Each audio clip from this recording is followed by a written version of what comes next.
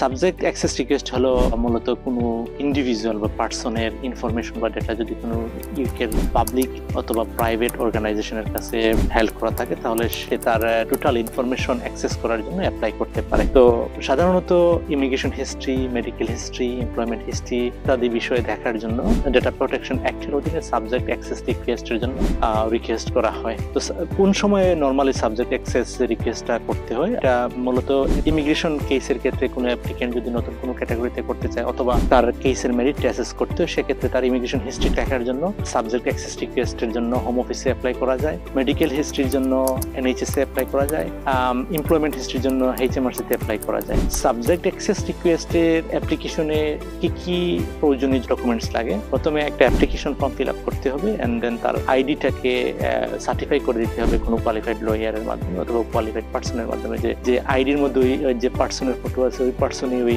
Details গুলো, তার biographic details গুলোর সাথে ম্যাচ করে এটা কনফার্ম করে সাবজেক্ট অ্যাক্সেস রিকোয়েস্টের জন্য অ্যাপ্লিকেশন করা যায়। এবং একটা নির্দিষ্ট সময়ের পরে সেটা যদি হোম অফিস হয় বা এইচএমআরসি অথবা এনএইচএস হয়, তাহলে বা পুলিশও যদি হয়, একটা নির্দিষ্ট সময়ের পরে তারা পার্সোনাল যত ইনফরমেশন আছে ওইগুলা একটা পূর্ণাঙ্গ রিপোর্ট পাঠিয়ে দেয়।